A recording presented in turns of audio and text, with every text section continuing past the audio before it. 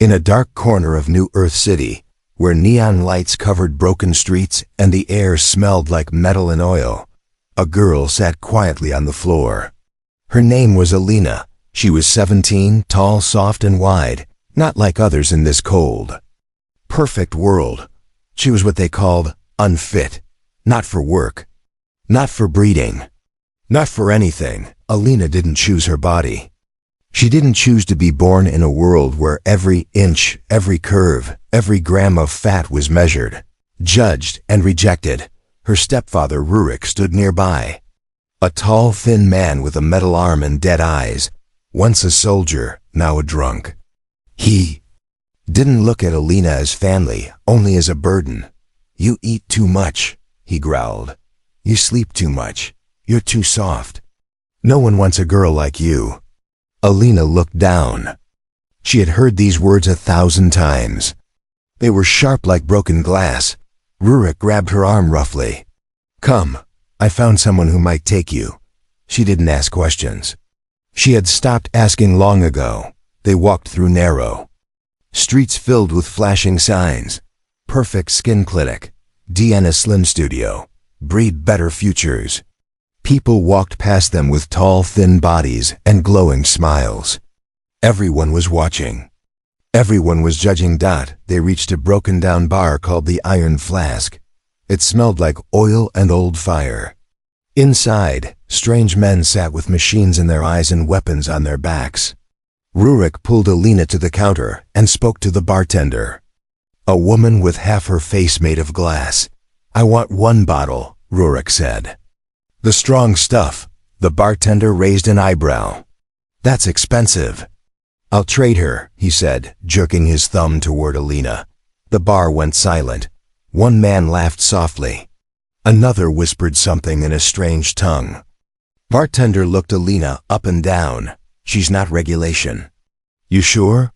"She's no use to me," Rurik said. "She's no use to anyone." Alina stood still. Her hands shook.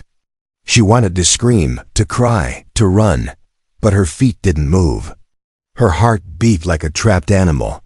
She was being sold for a drink. Just like that. The bartender nodded slowly. "Deal," she handed Rurik. A glowing blue bottle. Rurik didn't look back. He just walked out, sipping his drink like nothing happened. Alina sat alone now, on a cold metal chair in a back room. The bartender had taken her ID chip. She was no longer a citizen. No longer anything. She looked around. The room was dark, smelled of rust and oil. A small vent buzzed above her head. Time passed, but she didn't know how much. She felt like a forgotten machine left in the corner of a junkyard. Then the door creaked. A man walked in. Tall, wearing a long black coat. His eyes glowed faintly green. His voice was deep, slow, strange. "So, you're the girl," he said. Alina looked up, eyes filled with fear and confusion. "What do you want?" The man tilted his head. "You were thrown away, sold, because of your body." She didn't reply. He stepped closer. "But your body is rare, ancient. It holds something hidden, something lost." Alina frowned. "What are you talking about?" "You were not born broken," he said softly. "You were born free. That scares them." He placed a cold silver card on the table. "Come with me, and you'll learn the truth. Or stay here and disappear."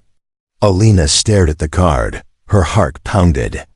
The world outside never wanted her, but maybe this strange man did. She picked up the card. Outside, on a rooftop above the bar, a drone watched them. Its camera zoomed in on Alina's face and sent her image to a hidden control room far away. A voice in the dark whispered, "Target found. Prepare containment." Asterisk. She woke up inside a box. Not a coffin. Not a cage. But something stranger. Soft walls, warm air, and lights that pulsed like a heartbeat. Alina blinked. Her eyes burned. Her body felt light. Too light. The last thing she remembered was picking up the silver card. And a sharp sting at the back of her neck. Now she was here. The box hissed open. Cold air rushed in. She sat up, coughing, confused. Everything smelled clean, too clean, no oil, no smoke. Just silence and light. She stepped out onto a smooth white floor. Around her stood dozens of similar pods, each with a person inside. Some sleeping, some waking up, some not moving at all. Where am I? She whispered. A voice answered from behind. You're in the archive. Alina turned quickly. A boy, maybe 18, leaned against the wall, holding a glowing tablet. He had sharp eyes and messy black hair. His clothes were too big, as if borrowed. His smile was half real, half tired. Name's Kale, he said. And welcome to the place where broken bodies become dangerous. Alina frowned. What do you mean? He walked over and tapped her arm. You, me, all of them. We were labeled useless. Too short, too fat, too emotional, too loud. So they dumped us. She looked around again. The people inside the pods, they weren't perfect. They were like her. Wide hips, soft arms, crooked noses, heavy limbs. They call us the unbreathables, Cal said. But in here, we're something else. A low humming sound filled the air. The walls around them shifted, and a large screen appeared, showing government news. Standard breeding laws continue enforcement. All irregulars will be identified and neutralized. Kale scoffed. Neutralized? That means erased. That's what your stepfather almost gave you to. Alina looked down. Her hands clenched into fists. Why did you bring me here? She asked.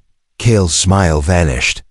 He pulled up a hologram. It showed her DNA spiral, marked with strange red nodes. You have ancient code in your genes. Something from the first colonists, before body laws, before control. She stared at the spiral. So what does that mean? It means, he said slowly, you can do things others can't. You don't follow their system because your body was never made to obey it. The lights flickered. A loud alarm beeped 3 times. Kale cursed under his breath. Damn, they've found one of the outposts. Who? Alina asked. He opened a side panel on the wall, revealing a massive underground lab, full of screens, machines, and people working quietly in shadows. The government, he said. They're scanning all zones, hunting people like us. But why? She asked, voice rising. We're not dangerous. Kale looked at her, serious now. Not yet. Suddenly, a girl rushed in from another hall, breathless. Sector 12 is breached. We lost connection. Kale's face turned hard. Get the drone data. Now. Alina stood frozen. She wasn't just some useless girl anymore. She was in the middle of something big. Something scary. What happens to people who get caught? She asked. The girl who ran in answered softly. Their memories are wiped.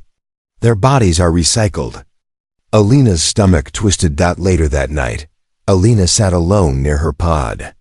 Kale came and sat beside her. I didn't want this, she said. None of us did, he replied. But we're in it now. He showed her a small device, a recording. From a hidden camera. It showed her, in the bar, when she picked up the silver card. Someone was watching you, Kale said. Someone other than us. Who? We don't know. But they're not friendly. Alina looked into the screen. For the first time, she saw her own face, not soft or wide, but strong. Angry, awake. I want to know everything, she said. No more secrets, Kale nodded. Then it's time you met the one who started this all. He stood, tapped the wall twice. A secret door opened behind her pod, leading down a dark tunnel with lights that blinked red and blue. Alina followed him into the unknown. And far away, on a satellite circling the planet, her name lit up on a black screen. Alina, activated.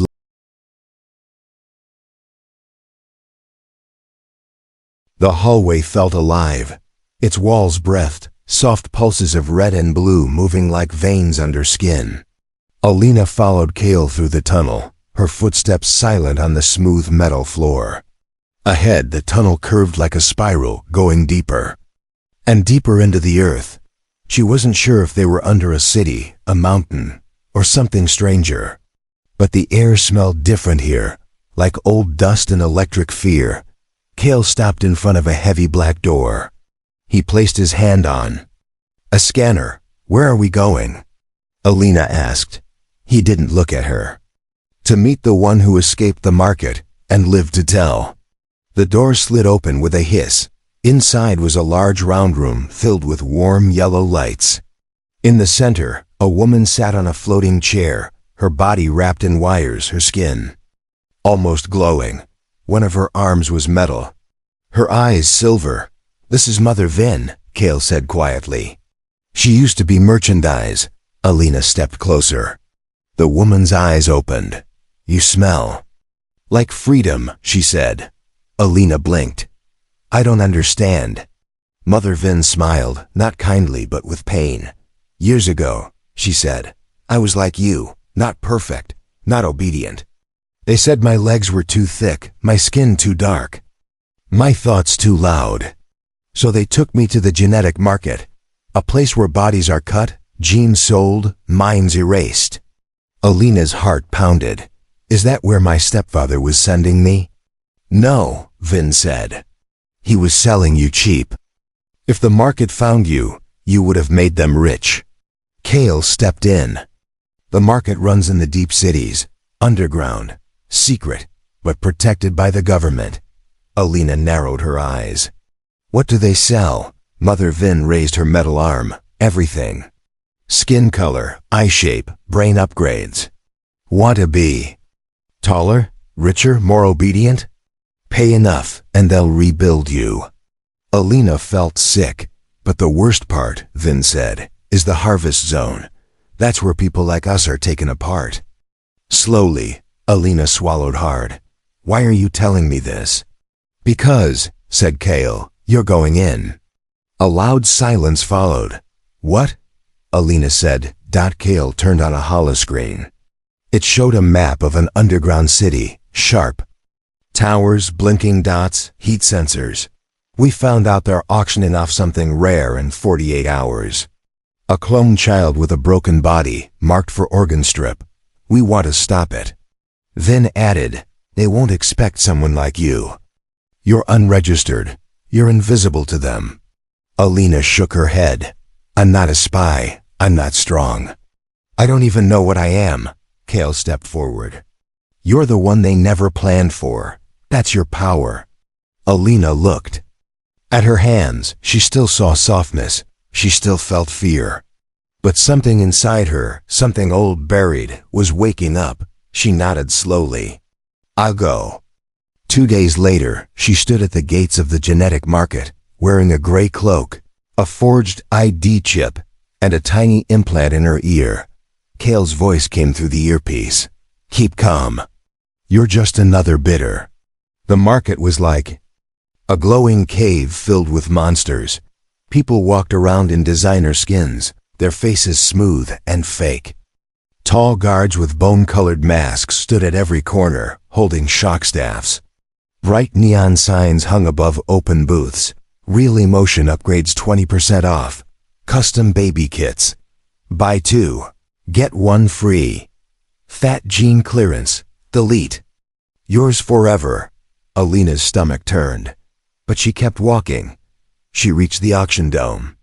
Inside, rows of buyers sat quietly, watching the stage. A woman stood at the center, speaking in a soft, cheerful voice. "Next up, Lot 11. A child clone with partial deformities. Nonverbal. Low cost. Perfect for spare organs or testing." Behind her, a small boy was pushed forward, shaking. Terrified, Alina froze. He had scars. One of his arms didn't work. His eyes searched the crowd, like he was waiting for someone to save him. Starting bid. 10,000 credits. A hand rose, then another. Cale's voice in her ear. "Now, Alina, do it." She stepped forward. "I claim him." The room turned silent. All heads turned to her. The auctioneer tilted her head. "Your credentials?" Alina removed her cloak. I don't need any. Her skin glowed, faint red, as the implant activated. The ancient gene signal in her body pulsed through the room. Every scanner went wild. Sirens blared. Panic spread. She's unregistered. Someone shouted, "Stop her!" Screamed a masked guard.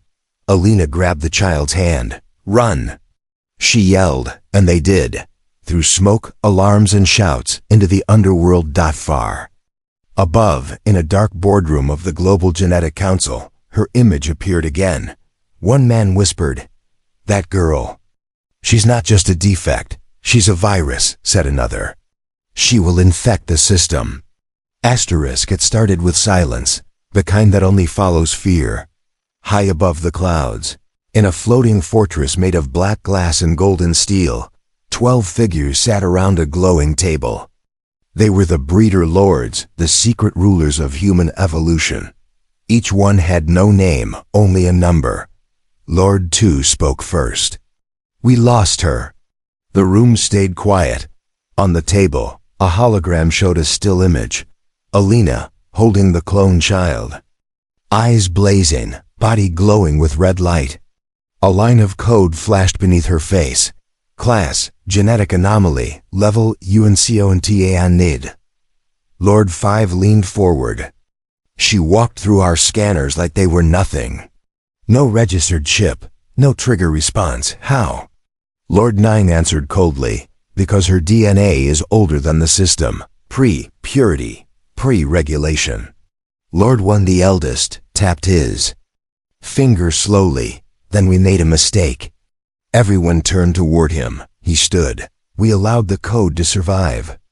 The room grew colder. Far below, in a hidden shelter outside Sector 13, Alina sat in a quiet corner. The boy she rescued slept beside her, curled in a warm blanket. He hadn't said a word since the escape, but he held her hand every time she tried to move. Kale entered the room, carrying a metal box. His face looked tired, but his eyes held fire. "They've locked down 3 cities," he said. "They're scanning for genetic pulses. You're their top threat." Alina shook her head. "Why me?" Kale placed the box on the floor. "Because your body isn't controlled by their laws." He opened the box. Inside was a small black orb, no bigger than a coin, but it pulsed with dim red light. "What is that?" she asked. "Your echo," Kale replied. "It recorded your energy in the market. Your DNA disrupted government tech, broke protocols, and triggered old systems. You're not just a survivor anymore."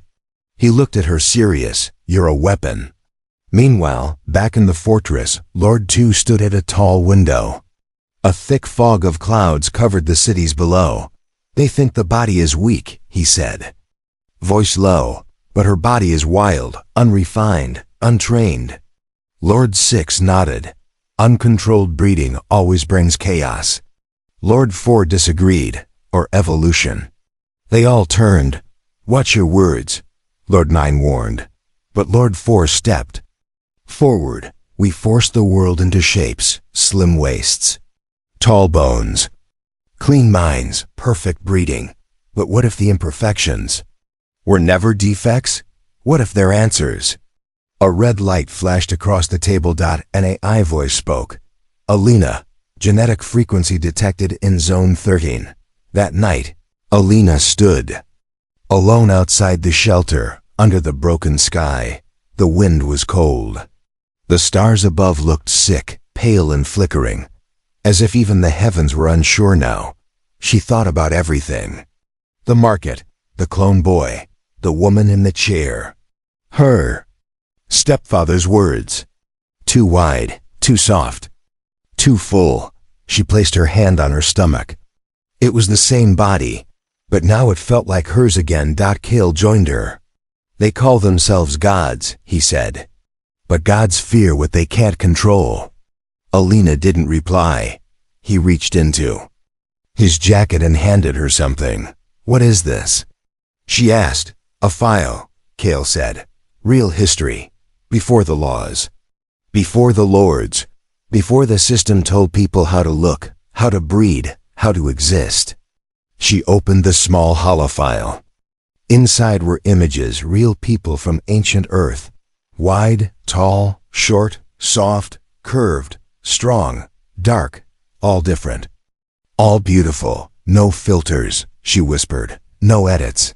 That, Kale said, is what they fear most, memory. Suddenly, alarms screamed across the shelter, red lights blinked, doors locked. Screens flashed, breeder strike unit approaching. Outside. Black ships descended like sharks from the sky. Soldiers with glowing masks stepped onto the ground, weapons humming. Alina turned to Kale.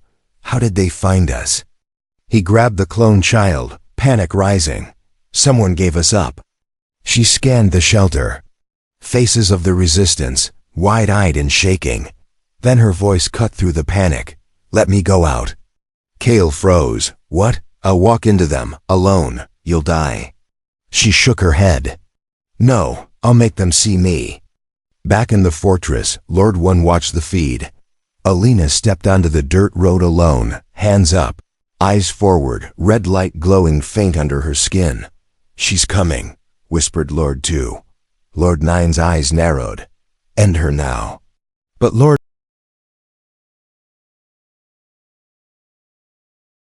They prepared for war with a mirror. Inside the central breed command. Deep within the floating fortress, soldiers stood in rows, watching their reflections. Not to admire, but to confirm compliance. A voice spoke from the walls. Stand straight. Adjust spine curve. Tuck stomach. Show no softness. Cameras scanned their faces, bodies, expressions. Those who failed the scan were pulled away, quiet, quick, and gone. The world wasn't protected by armies anymore. It was protected by symmetry. Far below, on cracked desert ground, Alina stood. Still as the black ships descended, wind whipped her cloak. The air shimmered with heat and fear. The breeder strike unit formed a semicircle around her. 20 guards, all silent, all identical, same height. Same skin, same face. Like factory copies, one stepped forward. You are unlicensed. Your body is unauthorized. Surrender. Alina raised her hands slowly. I'm not here to fight. But, your body is a threat, the guard replied. Your presence violates Design Law 7, a genetic disruption. Behind her, the shelter stayed quiet. Kale, the clone boy, and the others watched through broken windows, breath held. Alina took a deep breath. Then she stepped forward. No law can erase me, she said. Because I'm already written in your bones. The red glow under her skin pulsed, brighter now, not angry, not violent, alive. The lead guard paused. His hand trembled on his weapon. What are you? He asked. She looked him in the eyes. Human. Inside the fortress, alarms blared. Lord Nine stood, furious. Activate Protocol 0. She's rewriting their code. Lord Four smiled without showing teeth. Let her. Let them all remember what it means to be unfiltered. Lord One issued the command. Begin the body war protocol. If the system fails, burn the bodies that carry the infection. Back in the field, the soldiers froze, one by one. Their masks flickered. Hands shook. Their eyes glowed white, then red, then blinked out. Not dead, confused. She's corrupting the signal, whispered one. Kale's voice cracked through Alina's earpiece. You're disrupting their mind link. They're breaking from command. She stepped closer to the lead guard. You feel it, don't you? She said. You were told softness was weakness. That difference was danger. But now your mind remembers. The guard slowly removed his helmet. And underneath. He looked young, human, scared. I remember my sister, he whispered. She had wide hips. She was erased. Alina reached out her hand. You don't have to obey anymore. He dropped his weapon. The others followed. Inside the shelter, the resistance gasped. A battle had begun. But not with bullets, with memory. With rebellion in the body, Kale ran to Alina's side, breathless. That was impossible. No, she said. That was real. He looked around. They'll send worse next time. No, she said. That's why I'm going to them. Later that night, Alina stood before a secret council of rebels in the deep tunnels of City Zone Zero, the forgotten foundation of the first colony. She showed them the map, the hidden system that kept the body laws running. A core. If I reach the body core, she said, I can upload the old code, real human code, before filters, before rules. One rebel, older, scared, asked, what if it kills you? Alina smiled sadly. Then let my death be the virus. Back. In the fortress, Lord 1 stared out the window. She turned a strike unit into deserters. This has never happened. Lord 5 nodded. She is not a person anymore. She's a story, whispered Lord 2, and stories spread. They activated the protocol labyrinth, the deadliest trap system ever made. Built to erase anyone who dared enter the core. They waited for her, and she was already coming. Far below, walking through black tunnels lit only by her soft red glow, Alina whispered to herself. Too wide, too soft, too full. Then she smiled. Too human to break. Asterisk, the screen blinked on. Welcome, citizens. Today is the annual breed auction, where the best futures are bought and the weak are never born. The woman on the screen smiled. Her face was smooth, her voice soft, her eyes empty. Tonight's special, a body beyond law. A danger to order. A girl marked for deletion. Now offered for final bidding. Alina's face appeared, red glow, fire in her eyes. Lot #0. Double quotes. In cities across the world, people watched silently. Some clapped, some cried, some turned off the screen. Far below, in a hidden tunnel under Sector 5, Alina stood still, staring at her own face on a stolen monitor. They're auctioning you like a warning, Kale said. They want fear, not bidders. Alina didn't blink. Let them open the gates, Kale frowned. It's a trap. I know, she whispered. That's why I'm going. Inside the auction chamber, a place deeper than any court, colder than any lab, the breeder lords stood in masks of gold and bone. Their voices echoed. Lot #0, known to disrupt gene networks, carries ancient body codes, dangerous to social balance. Starting bid, 1 nation. Silence, then laughter. They weren't there to buy.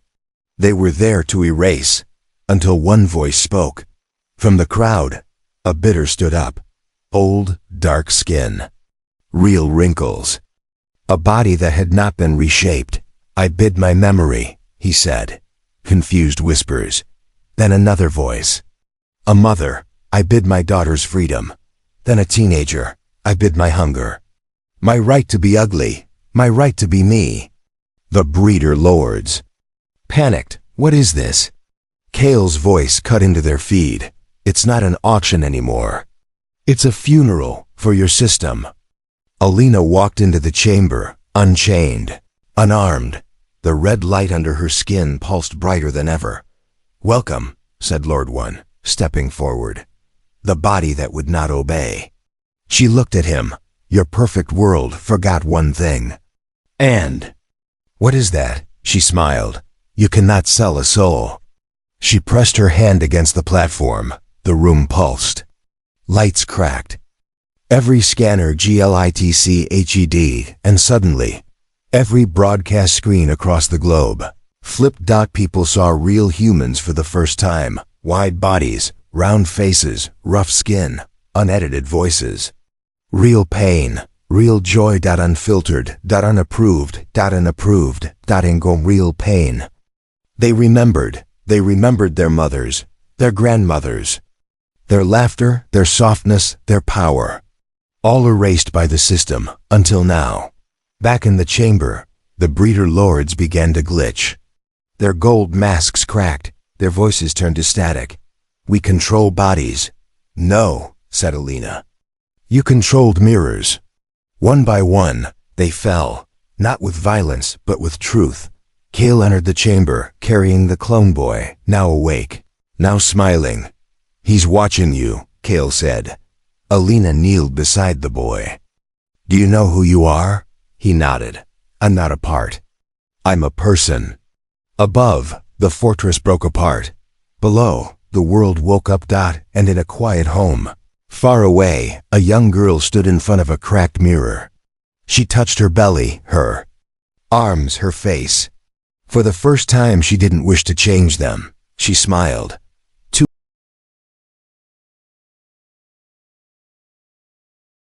Inside the body core, there were no walls, no light, no sound, only numbers. The system had no voice, only calculations. B2745, too short. C9812, too dark. F1440, too emotional. Z000, too human. It did not hate them. It simply erased them. But today, a new code entered, one the system couldn't read. Alina. Alina stood at the center of nothing. Her body felt weightless. Her thoughts echoed across invisible wires. She had crossed into the core, not with weapons, but with will. Behind her, Kale's voice crackled in her implant. "Are you inside?" She nodded. "It's cold. That's not temperature," he said. "That's history." She stepped forward. With every step, images flickered around her, rejected bodies, flashing like ghosts in the machine. A girl with one leg, a man with scars, a child with too much joy, erased, forgotten, labeled, non-breedable, non-functional, non-worth. Alina's voice rang out, not loud but honest. "I remember you." The images stopped flickering. They stayed. She opened her arms, her skin glowing bright red now, not fire but memory. Not pain, but power. In the real world, across continents, screens shut down, scanners crashed. Mirrors cracked. People saw their real faces again, wide. Soft, full, round, rough, brilliant. Unfiltered humanity returned like a tidal wave. Inside the core, the system shivered. Error, categories failing, control functions failing. It fought back. Walls rose.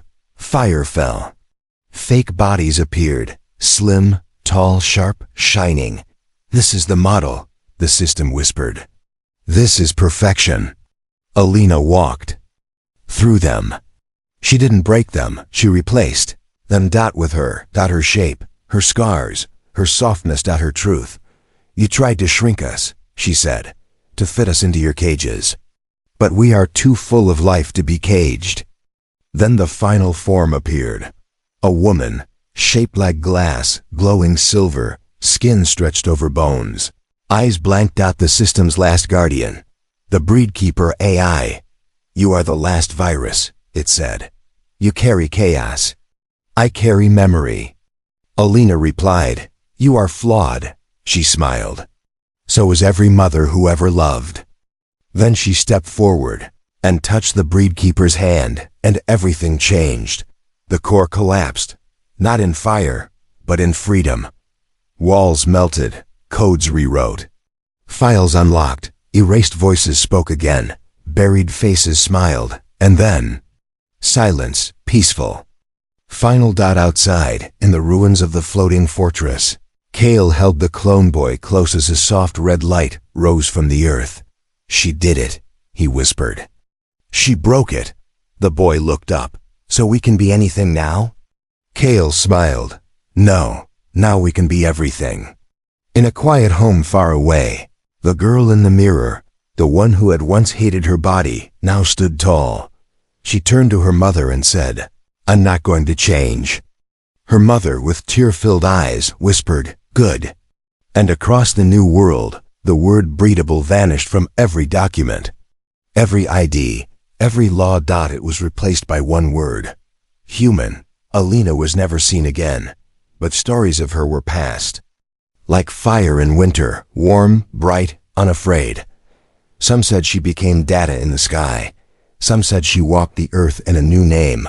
But all agreed on one truth. She was too soft to break, too wide to erase, too human to be controlled.